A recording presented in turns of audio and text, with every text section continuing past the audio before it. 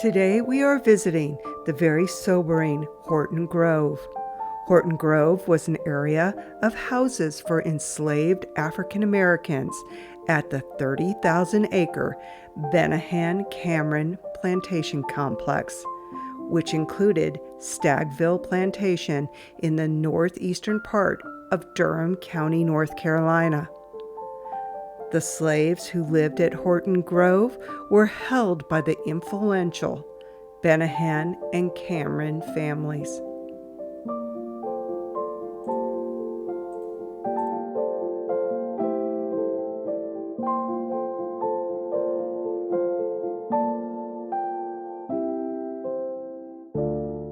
So we're off the road right down the street from Stagville, which is closed today, like I keep saying about North Carolina.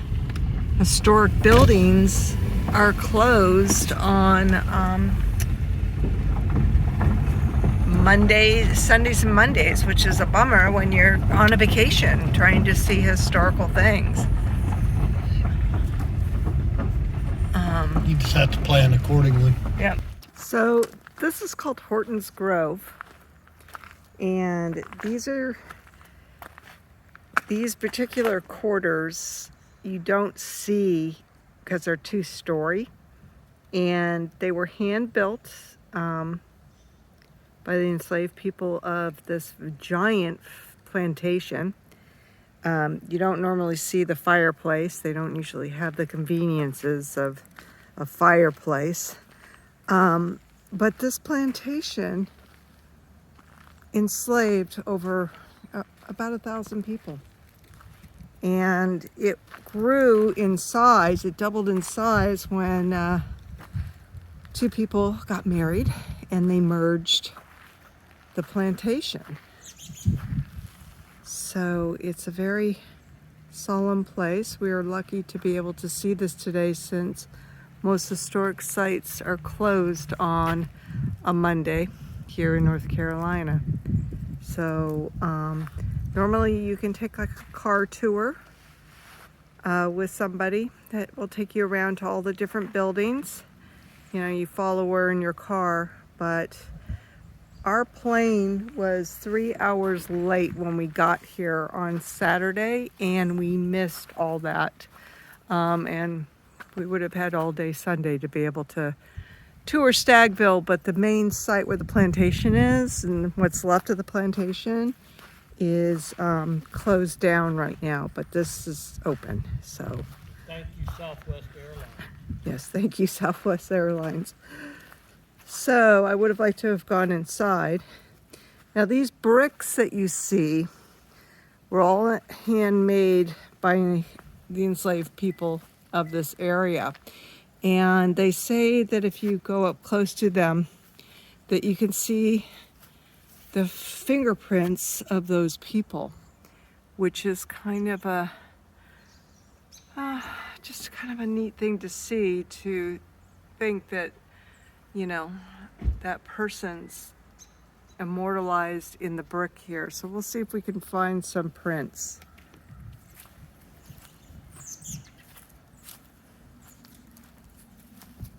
Now behind here is the Horton Grove Nature Preserve, where you can go hiking.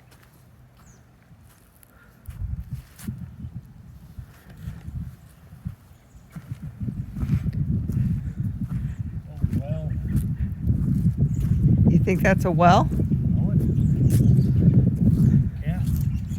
Well, we're gonna walk on the back side because that's where the sun is right now. We got here kind of late in the afternoon. And just kind of walk and look. It's a very solemn place.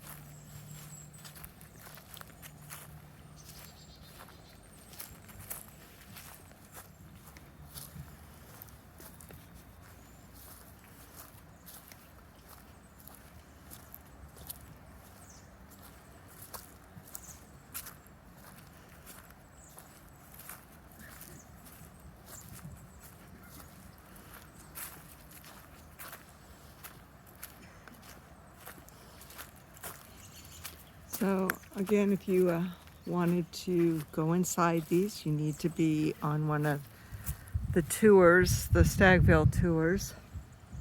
They have several during the day, during season.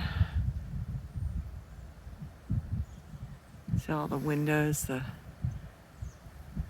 no pane on the windows, just these, wood doors that open.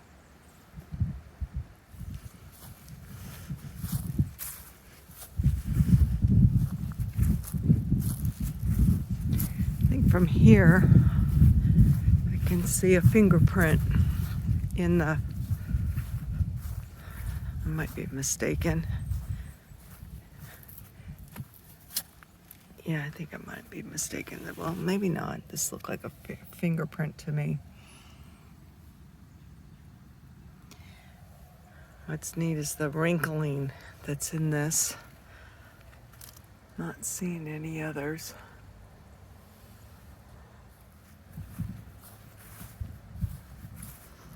When you come out here, you see many old buildings. And you wonder if they were once part of the plantation. I mean, it really sprawled.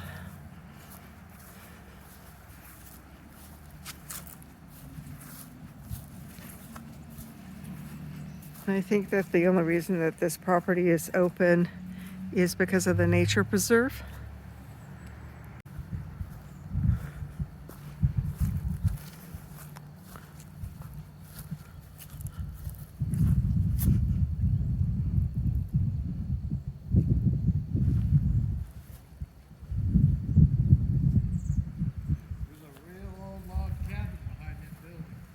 Yeah, I see it. I'm making my way to it.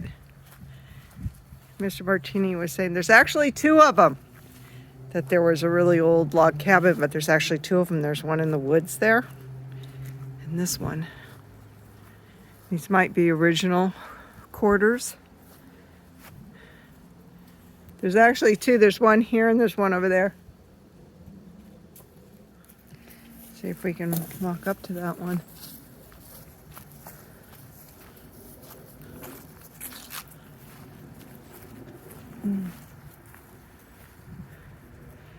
They're all up on foundations.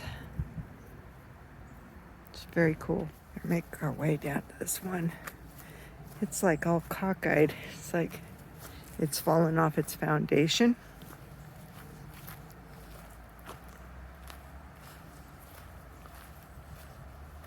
There's not anybody else out here.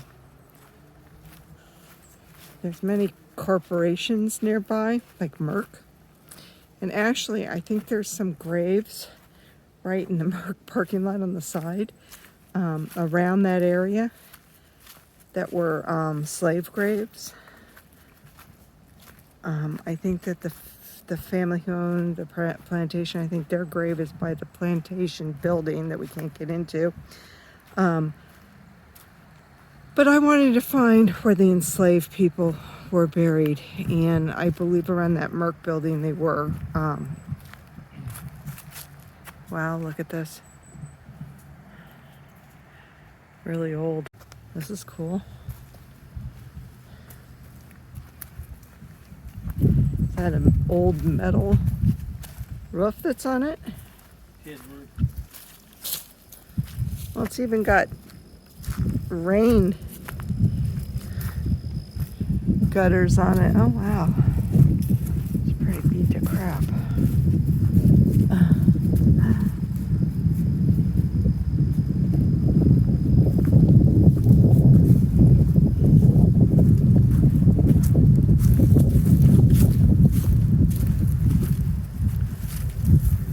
I mean, it's totally fallen off its foundation and everything.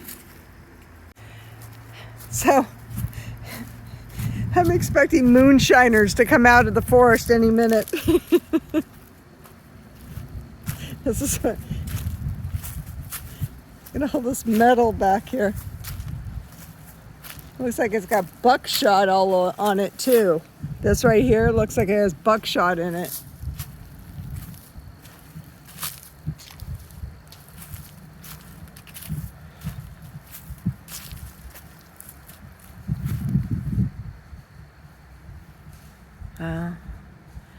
So that was one of the buildings, just like that one. Just all imploded. Huh. Wow.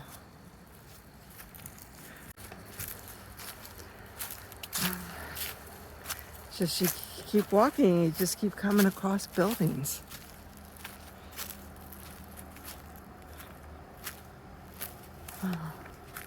All in these woods. Let's come around this way.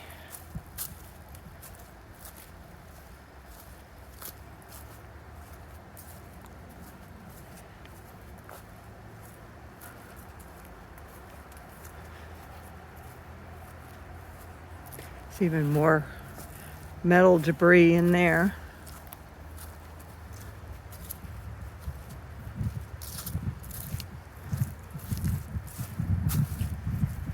There's even more metal debris over here.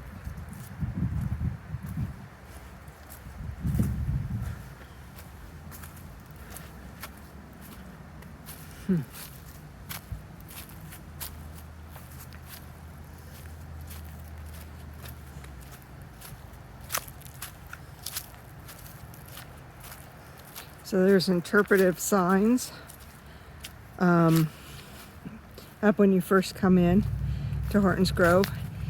There's also a tour that you can download. So far I've had pretty good internet out here, but just in case, I suggest that you download it. It's kind of in a podcast form, and each podcast episode is a number that corresponds with the site here. So if it's episode 8, then it corresponds to number 8 that's on the buildings. So it explains what each building is.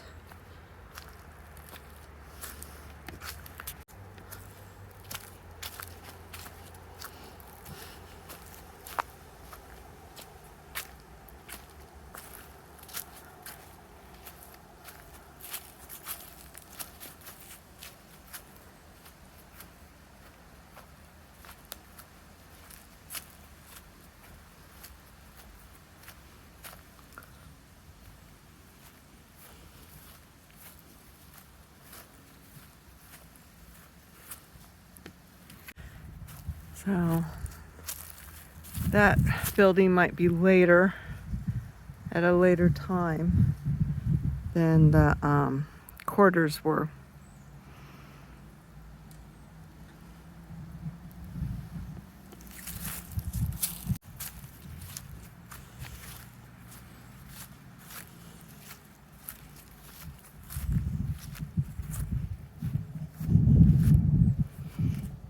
So again, to get inside these, you need to be on one of the tours. So don't try to get in otherwise.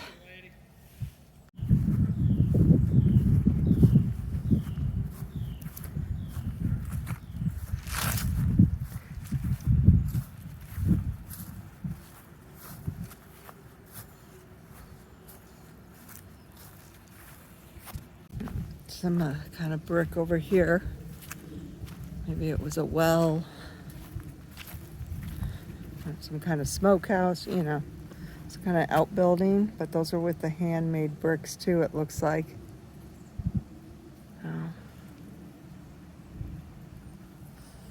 Then there's like a corral area as you enter.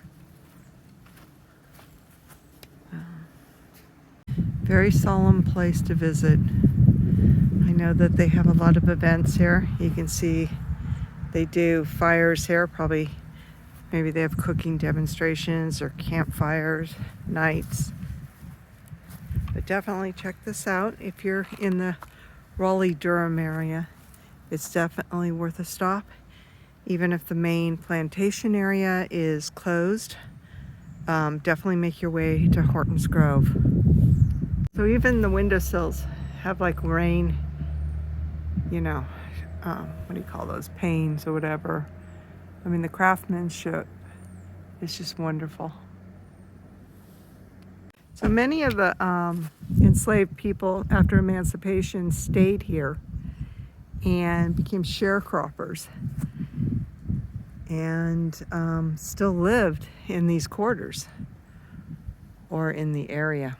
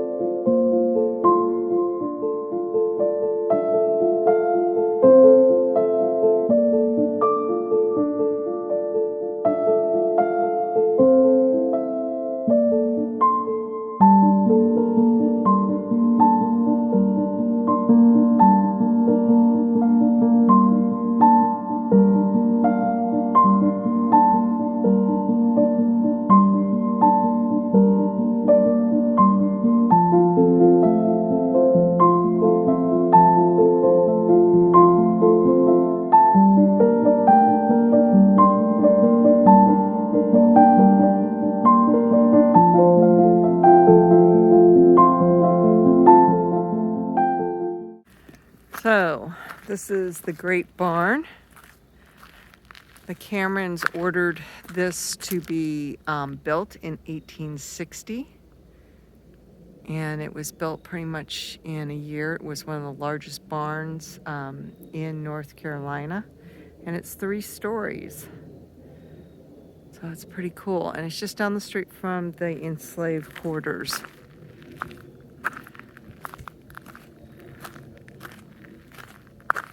There's also trails here that you can take to go into the forested area.